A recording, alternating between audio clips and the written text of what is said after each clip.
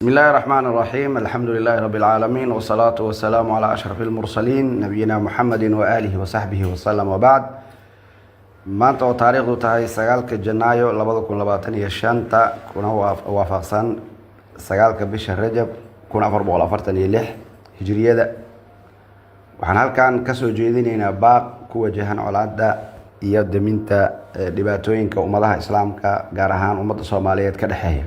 ujeedo baaqa ducaada wasaaradda awqaafta iyo arrimaha islaamka ee ku aadan daminta colaadaha ka aroosan qaybo ka mid ah dalka. culimada iyaga oo gudanaya waajibka ka saaran ilaalinta danaha ummadda kana duulaya ahkaamta iyo ujeedooyinka shareecada islaamka, isla markaasna ka walwalsan colaadaha ka aroosan qaybo ka mid ah dalka, una naseexaynaya walaalahooda Soomaaliyeed waxa ay soo saareen baaqa soo socda. qodobka koowaad, culimadu waxay u soo jeedinayaan dhinacyada dagaalamaya in ay khilaafkooda xaliyaan si nabad ah, ilaahayna uga baqaan daadinta dhiigga muslimiinta Soomaaliyeed ee colaadu ragaadisay, una dhaganuglaadaan baaqyada nabadeed ee ku soo dhacaya.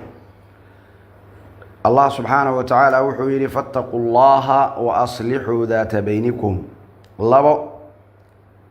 waxaynu ku jirnaa bisha Rajab oo ka mid ah bilaha xurmada leh oo Ilaahay subxaanahu wa tacaala uu xarimay dhexdeeda in dagaal lagu galo ama nafteenna aan dulmino, dembiguna uu noqonayo mid laba jibaar ah, iyadoo dhiigga walaalka muslimka oo la daadiyo ay tahay min acdami dunuub ama sab'il muubiqaat ay ka mid tahay. haddana bisha xurmada leh dhexdeeda markuu ku sii dhacona dembigii waa sii laba jibaarma. waxaan walaalaha xasuusinaynaa in ay khatartaasi ka digtoonaadaan, bishaasna xurmadeeda ay ilaaliyaan, iyo guud ahaan xurmada dhiigga muslimka oo wax walbaba ka sharaf badan. 3, culimmadu waxay ka digayaan cawaaqib xumada, burburka iyo barakaca ka dhalanaya colaadahaas, loona baahan yahay in xoogga la saaro nabadeynta iyo horumarinta dalka iyo dadka Soomaaliyeed.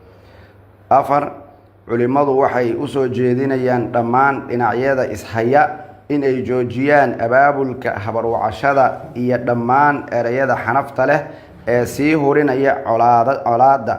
rasuulkeenna sallallahu alayhi wa alihi wasallam isagoo ka digaya arrintaa wuxuu yidhi dacuuha fa innahaa muntina, ka taga isku habarwacashada qabiilka waa qurune.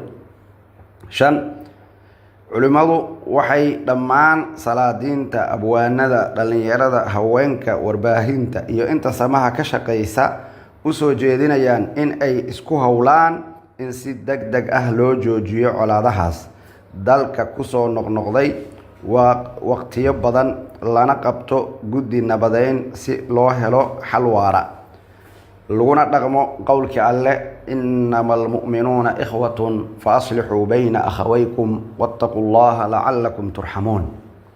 5, culimmadu waxay u digayaan dhammaan cid walba ee afka uga qayb qaadanaysa hurinta iyo daadinta dhiigga muslimka ee isticmaalaya baraha bulshada qaybaheeda kala duwan, ayaga oo ugu xifaaltamaya in ay arrintaasi ku faanaan ama ay isku huriyaan colaadaas, oo ay qaybaha kala duwan ee baraha bulshada u isticmaala in ay arrinkaasi cawaaqib xumadeeda ka digtoonaadaan, taasoo galaysa dad jecel in uu dhib iyo culays sii bato. rasuulkana sallallahu alayhi wa alihi wasallam uu noo sheegay in kelimadaas iyo wixii la mid ah lagu muto naar, oo naarta lagu galayo haddii aad dhiigga daadinta walaalka hal erey uga qayb qaadato, waa dembi aad u weyn.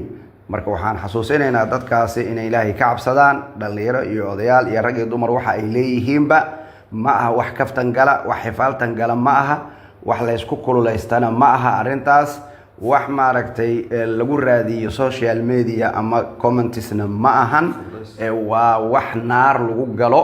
marka inay ka digtoonaadaan ayaan ugu baaqaynaa. ugu dambeyn, culimmadu waxay ugu baaqayaan dhammaan shacabka dhinacyada iska soo horjeeda in ay ilaashadaan walaalnimadooda iyo darisnimadooda oo aanay ka qaybgelin dagaalkan fidnada ah ee taagan. wabilaahi tawfiiq.